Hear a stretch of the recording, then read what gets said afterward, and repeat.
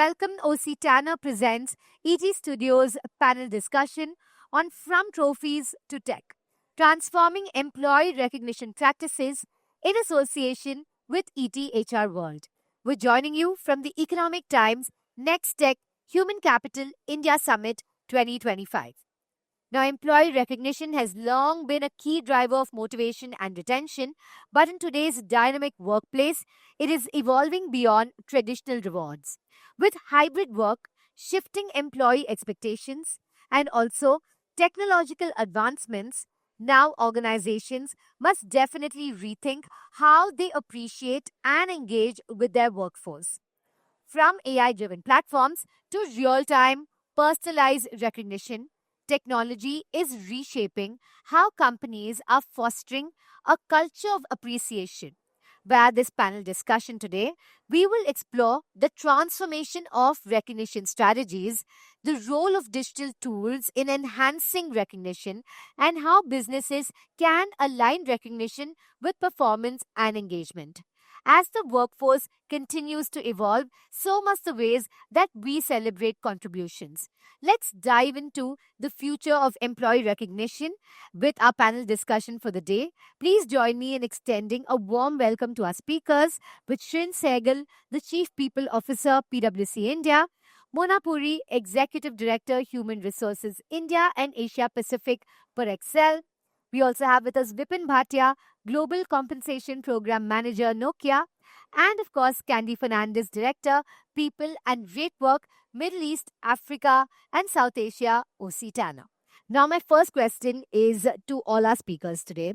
How do you think employee expectations have evolved when it comes to recognition, especially with the rise of hybrid work models?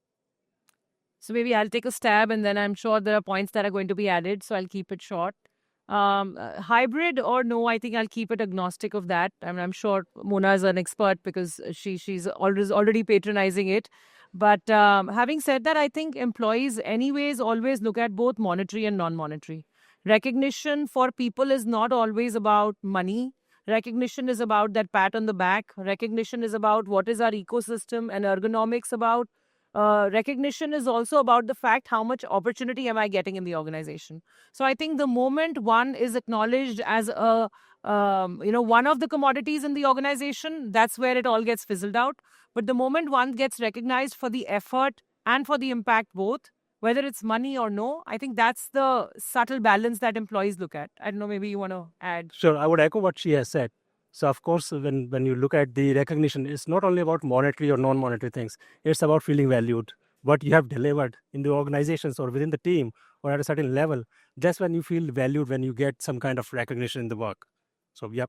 Nothing like a pat on the back to keep you going. Exactly. I would say, in addition to, I think, what both of them have shared, what I also see is that I think there is a shift when you say, trophies to tech. So there's a shift in the expectations of the incoming workforce in terms of tangible and redeemable appreciation, if I may say so.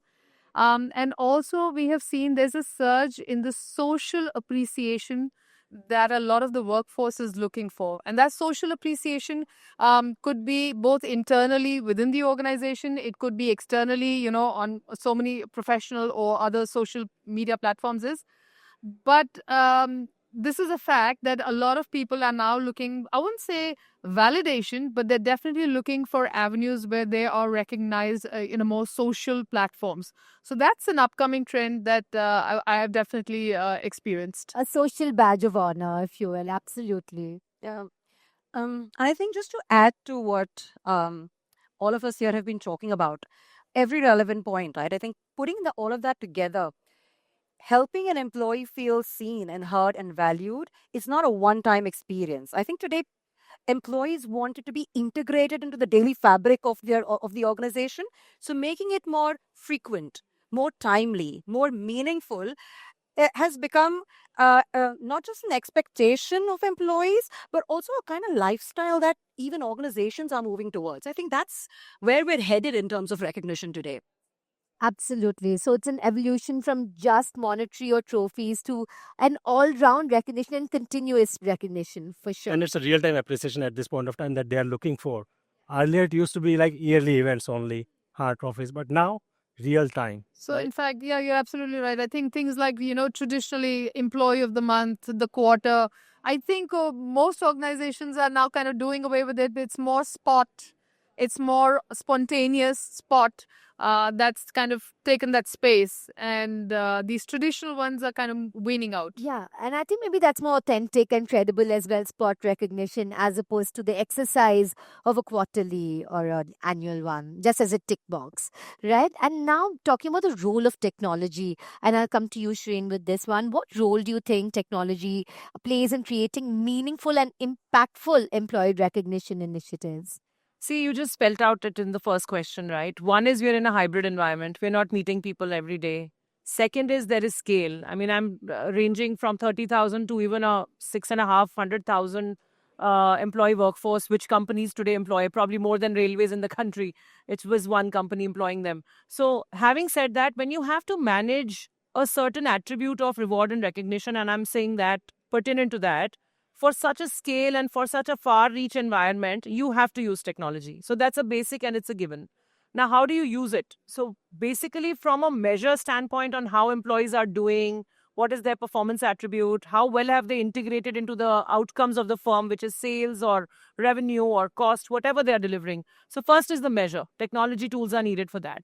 The second is the deployment. How do you integrate all that herd of people and make sure they come to that one particular website or a portal, understand what are the options available, in terms of all that, I think those tools are needed.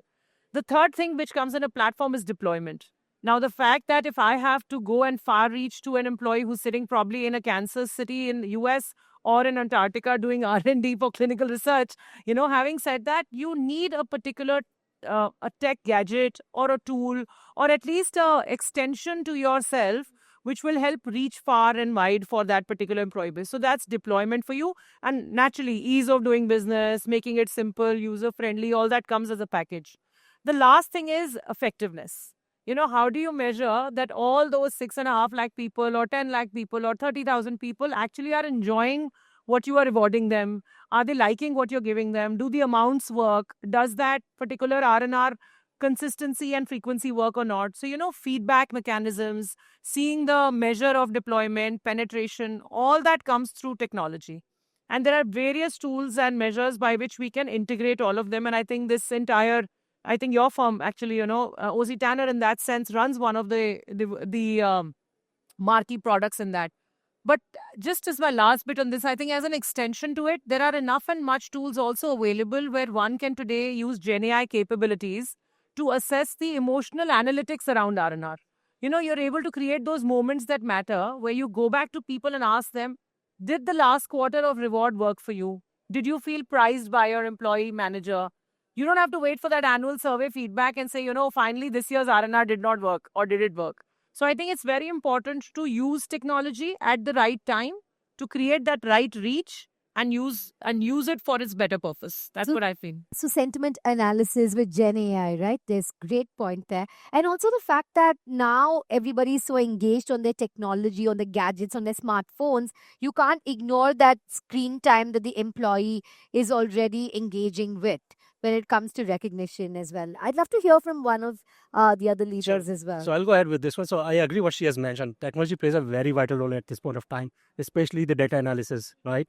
When you look at data analysis, helps you looking at the data trends, the recognition trends, which quarter they're spending more. What happens most of the times, BGs, they do not spend the first half, but in the second half, right? That's when you feel that, again, it's going more like a traditional way, yearly events. But when you try looking at the data, you look at the demographics, in which team, right, what kind of recognition is going more or going less, in which city, in which location, that helps you understand how the recognition is playing a role in your organization. Is it linked to your values? And if the values have been followed by the employees, have they been recognized or not? So you get all this kind of information. One of the things about the technology that you have, people are sitting remotely now. They are not, most probably they're not linked to all the employees or the team or the organization, but that's the virtual team that comes in the picture, right? You have all those virtual engagements now, getting them involved. Most of the times, Just for an example, if manager is away, there's something that has come up to appreciate somebody. He doesn't have a laptop. Can we have a kind of application in the mobile that I can use and give the appreciation right then and there? So that's the real-time appreciation that comes into the picture for the people. Well, So absolutely. that brings the motivation for the people. This sort of immediate recognition, Exactly. I think a person really feels valued instead of waiting for some exercise to take place. And I think I would say, to adding to what both of them said, was I think technology is a huge part of today's I think recognition programs for any organization which has a hybrid workforce. And I speak from coming from one of them. But I think technology means taking it down to the grassroots level. And so in today's world, that grassroots means a smart mobile. So, technology needs to be in the form of an app to be accessible anytime, anywhere.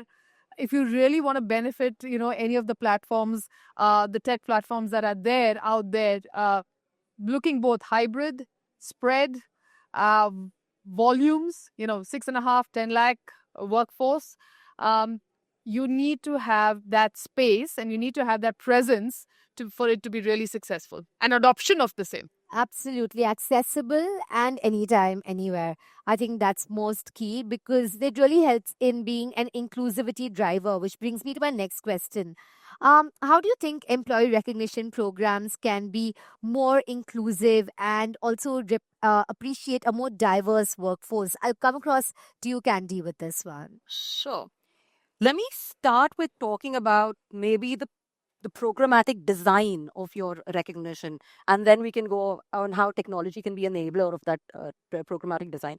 I think when designing the program, a couple of points that we as HR leaders need to be very careful of is how accessible is your program or your framework. Does it reach your last mile employee? Does it include all layers of your employee, remote, hybrid, your frontline workers? And more than anything, are all your employees able to give and receive recognition, right? A lot of organizations would adopt designs where recognition is enabled from a certain designation and above, and it would be top down. But we want to have employees, we want to have recognition be a part of your DNA. And so you'll have to make it top down, bottom up, peer to peer, just give access to everybody in the organization. The second thing that I think is important to for your program is enablement. You can give access, but have you enabled your people give recognition? And a very simple example is your frontline workers. They are not always on their phones, on their apps, able to give recognition, right? I might have a great mobile app, but are they able to give? Have we enabled them? So maybe things like kiosks outside, and we do that with some of our clients. We have kiosks where during their break time they can give recognition on the go. They receive recognition. They may not even have email IDs. So how are we enabling that, right? And then maybe the third thing that I'd like to add to this programmatic design is bringing equity into it, right? There is access, there's enablement, but bringing equity into maybe geographical barriers. That's because we all know that we have offices across, and how are we building that cultural appreciation across geographical barriers? We maybe acknowledging cultural nuances. So the program should be designed in such a way that you still stick to your business goals and your cultural vision, but also keep cultural nuances in mind, right? And then to add to the programmatic design, I think just the right technology, the technology that's able to that is flexible to your programmatic design. I think that becomes key to the success of the design, right? So I think, yeah, that's my take, the right programmatic design and the technology to enable that. All right. The key is the design to unlock employee recognition strategies and happiness. I'll come across to you, Shireen, with this as well. How do you think it can be more inclusive, the recognition programs?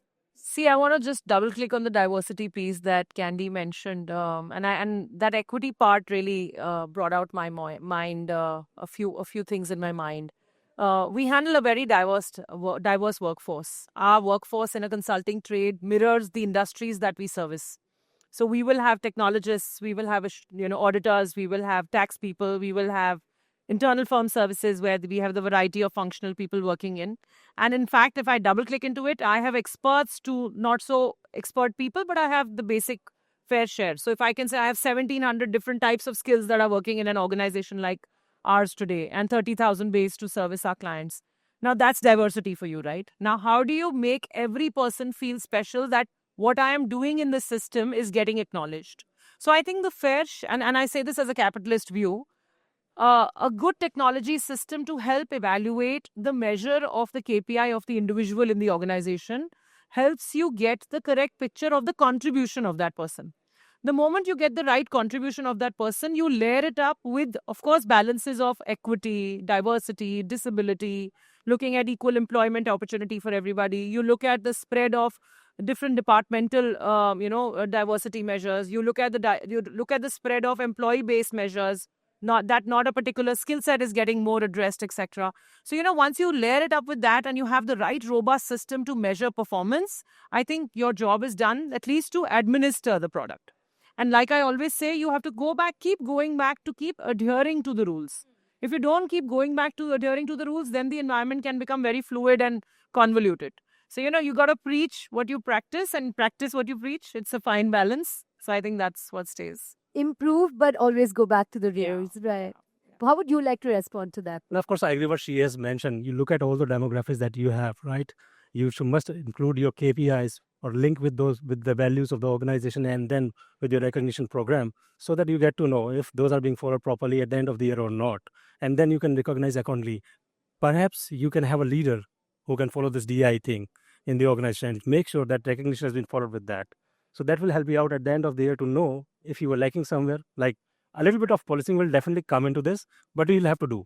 Like it's the part of the administration that we do in the organization being in HR. So you have to make sure that, yes, there is a leader who is following this DI thing. Link your recognition programs for peer-to-peer, especially with all the different applications that you have in the system, be it your Teams, be it your Zoom or whatever it is, wherever it is feasible for your employees and make it more accessible. So there's the thing that you must do. Absolutely. And that actually prompts me to a broader question, right? How do you link these employee recognition programs to the broader organizational goals of a company, such as how you mentioned DEI? It could be productivity, it could be innovation. I'll take it across to you, Mona. Sure. So I think if I take my current experience, very conscious decision post-COVID to go from 90% in the office to down to 20% in the office globally, including India.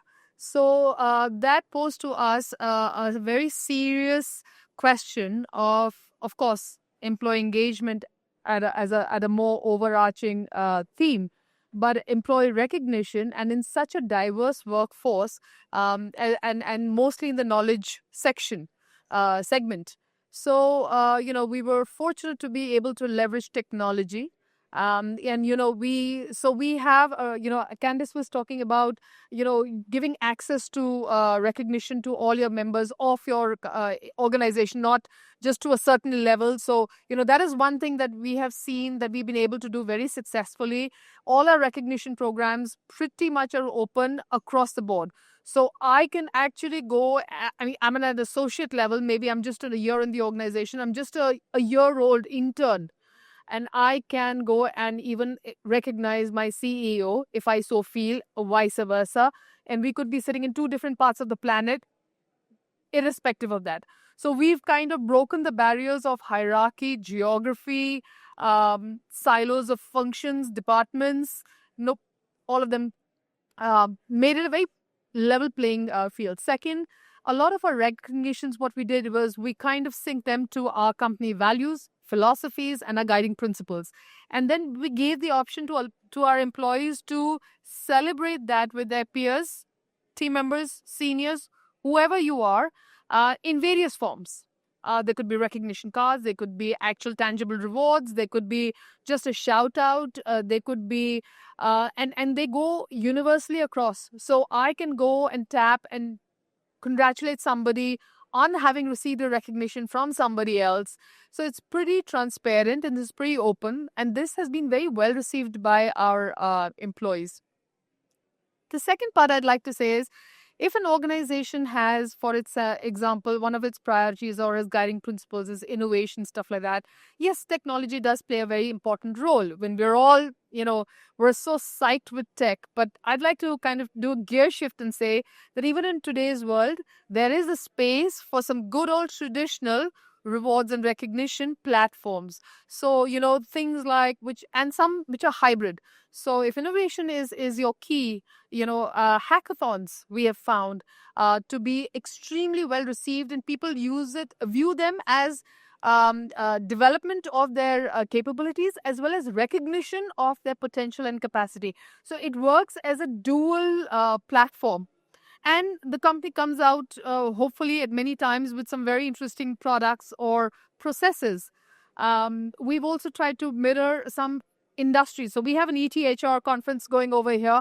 I have a large HR team. I'd love to bring everybody here, but possibly not. So what do? We mirror industry programs internally within the organization, exactly the way we would do it, at a forum like this.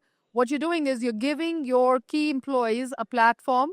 So you're recognizing key players and then you're building up their things. So a lot more of these traditional platforms, I think they do play the role, and they do provide the platform for both capability building and recognition of potential, which in today's workforce, I feel is being very well welcomed and being appreciated, because when you're hybrid and when you're remote, these opportunities to come together and kind of showcase, and if I may use the word peacock a little bit, yeah, everybody wants it and everybody likes it. So it does work. Yeah, a shared moment which also serves as a platform for recognition.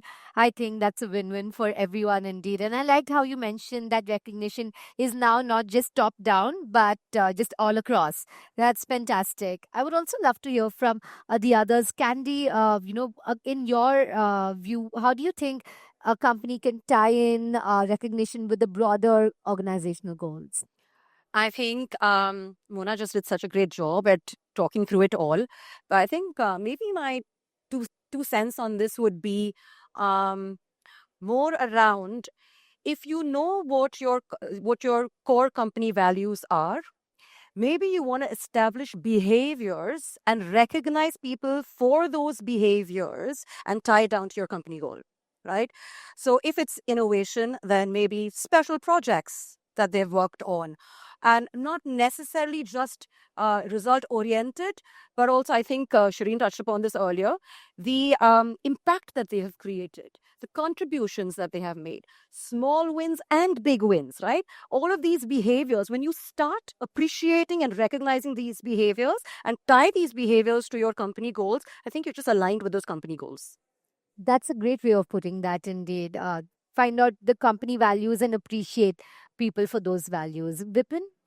Most probably, I would like to add on a very small thing over here, that you must tailor your recognition or customize them, because most of the days now, when you look at the Gen Z or millennials, which is going to be a biggest workforce by 2030, most probably, they are not interested. Not all of them are similar, right? Some people might be interested to share their award or reward publicly. Some might be private. Now, when I'm saying publicly, she has already mentioned one of those points.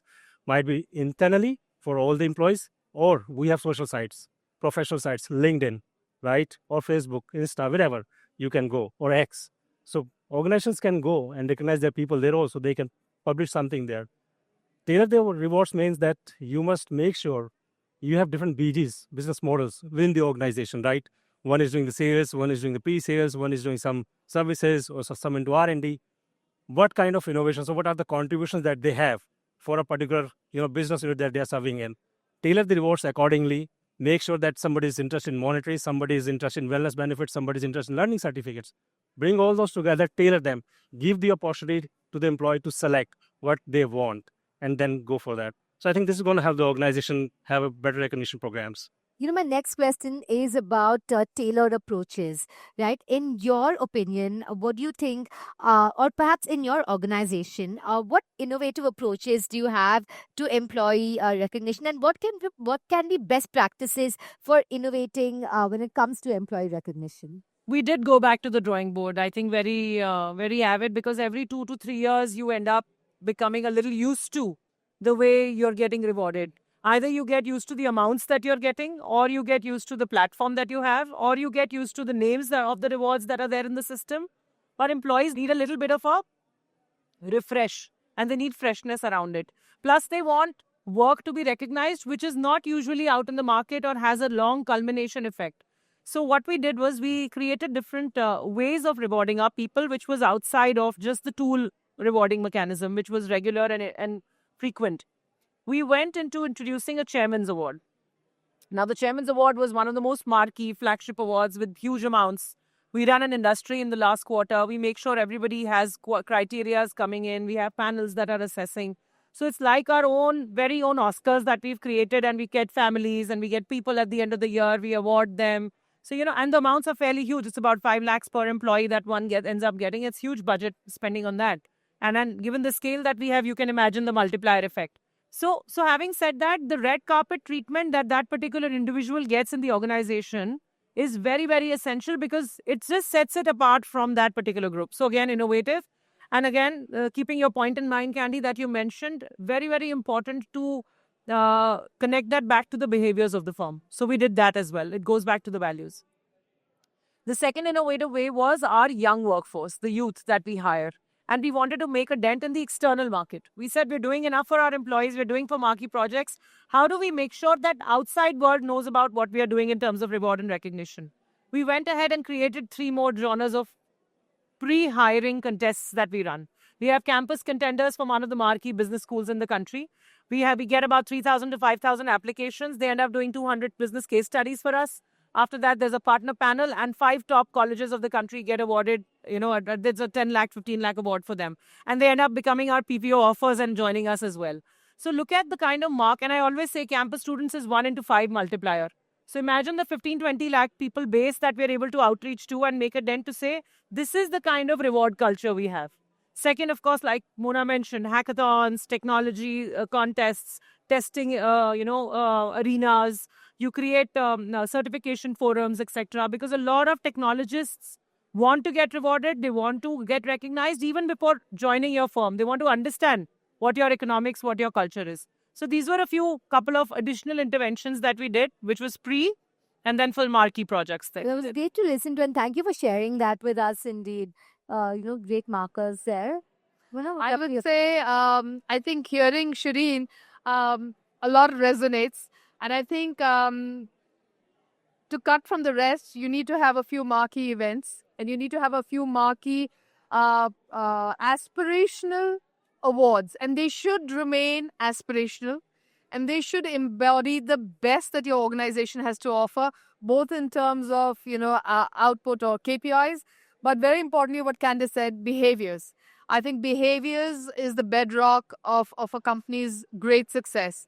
And we do something similar. We have a country, Beyond Leadership Awards, for example, which goes from the country head's desk.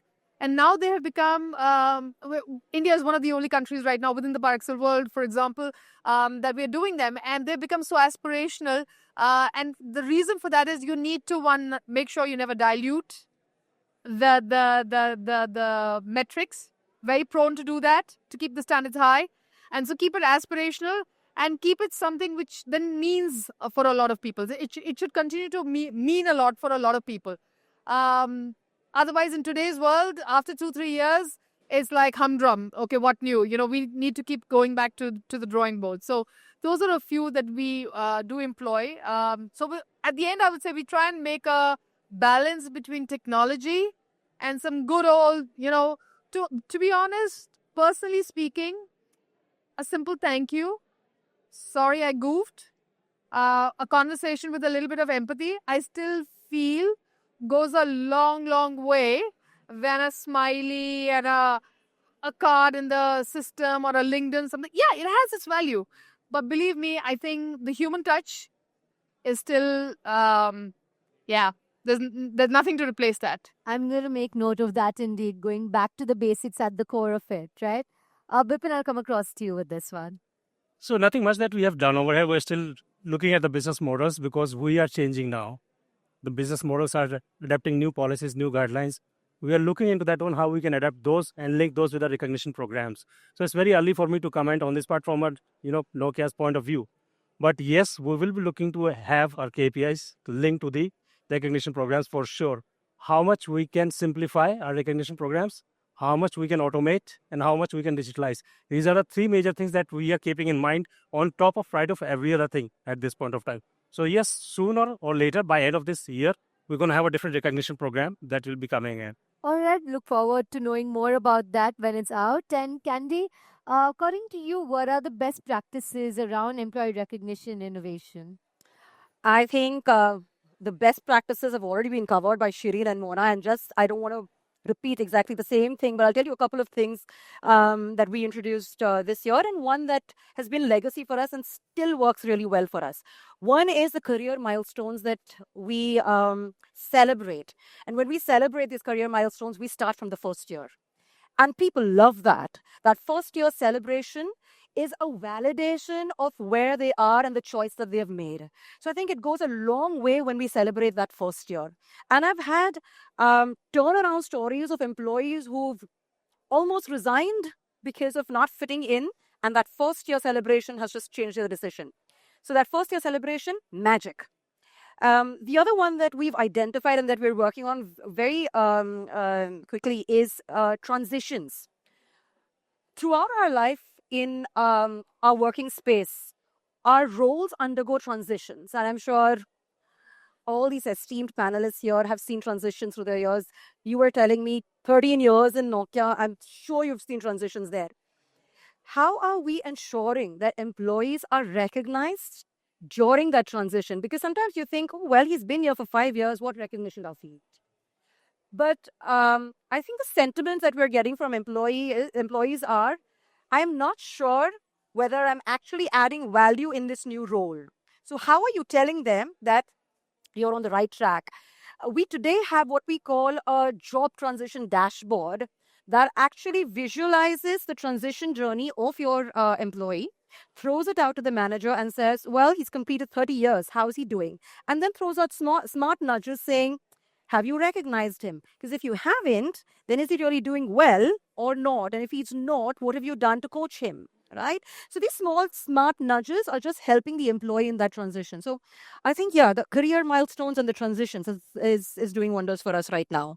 Well, those are some great approaches that I've heard from my entire panel today. And actually, that brings us to the end of the discussion as well. It's great to note that while employees are putting in those long hours and that hard work, that HR leaders such as yourself are also working hard on the other end to recognize and reward them for it in ways that are meaningful to them and personalized for them. So thank you for sharing, your experiences, your journey. There's been a wealth of knowledge here via this discussion. And thank you once again for your time. And thank you for watching. And for more such insightful discussions, remember to stay tuned to ET Studios.